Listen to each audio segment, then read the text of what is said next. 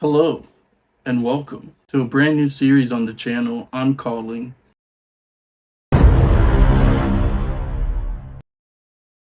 Which, as simple as the title puts it, it will be me talking about horror films that I love that I feel are underrated.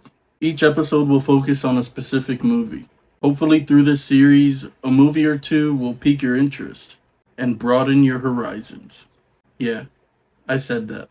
Now, considering most of the movies I'll talk about have been released for a while now, this series overall may contain spoilers.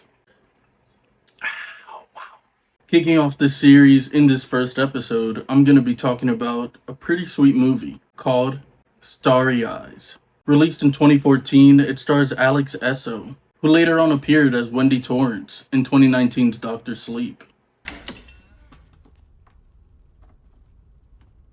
Here she plays Sarah, a struggling actress who's working hard at achieving her dream. Through many auditions and acting classes, she continues to work hard to achieve her goal of starring in a movie. Now she struggles with a bit of mental illness through nervous tics, vivid nightmares, and a terrible habit of ripping out her own hair.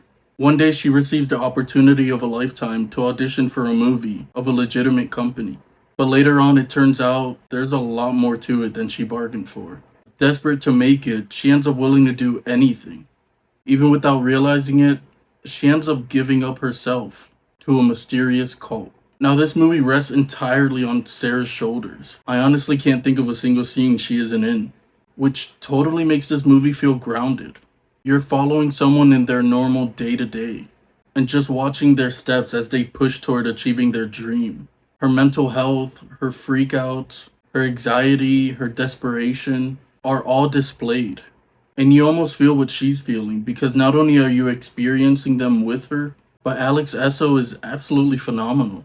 She's so convincing in this role that at times I'm genuinely concerned for her. Now, Sarah taking down this dark and often lonely road, you know the moment she decides to do just about anything to get casted in this movie, it's dangerous.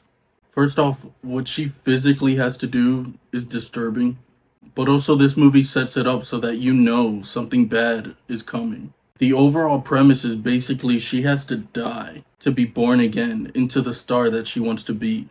So that's what happens. She slowly but surely starts dying. Like, physically dying. Her body starts decaying from the inside out. Her hair and her nails begin to fall off. Her eyes start turning gray. It's such an ugly sight, and she feels the weight of the price that she's paying. This movie being so grounded and so focused makes you feel the weight along with her as well. Now, for a good amount of the movie, especially in the first half, Sarah is surrounded by some people who believe in her, but mostly by people who doubt in her. Other actors who see her as competition, and directors who fill her with empty promises. Sarah feels like she doesn't belong, which ultimately makes you want to root for her even more, because you're seeing her life from her perspective. You see just how terrible her work life is in her day job as a waiter, in this weird Hooters knockoff. Welcome to Big Taters. My name is Sarah. Can I start you guys off with an order of our Freedom Tots? And you also see how terrible her personal life is. You also sympathize with her with how many jerks she has to deal with on a daily. Now, as her decaying worsens, she starts to become sinister. The anger and the frustration that she's been holding in is starting to surface. And yeah, she has her freak out moments, but none of which are anything she's comfortable doing in front of others. She's been playing so cool and patient this entire time, to the point where she's genuinely sick of it. And you know, at any given moment, she's gonna snap. And believe me when I say, she absolutely does. When she finally reaches her breaking point, you can only imagine what's about to go down. An incredibly violent and brutal bloodbath that feels no need to hold back. And the ones on the receiving end are the ones who have been under her skin this entire time. This movie does such a great job at slowly sinking into it as well. You know it's gonna come, like you know it's eventually gonna happen, but the movie doesn't necessarily build up on it too much. In a weird way, the bloodbath almost comes out of nowhere.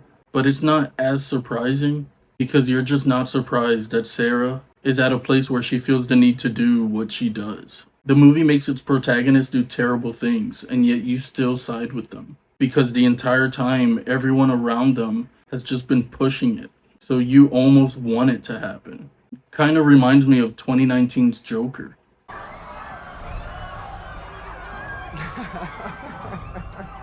Now, Starry Eyes is a simple and grounded movie, focusing on one character who is equally likable and terrifying. When it comes to its horror, it's very subtle. And the movie overall is kind of a slow burn, but the payoff in the long run is more than worth it.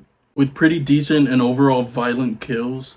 Now, there aren't a lot of kills in this movie either, but that's because this movie favors quality over quantity. Each kill was brutal,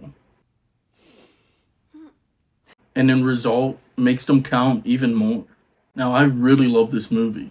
I always have a great time watching it. I only wish more people, especially more horror fans, knew about it.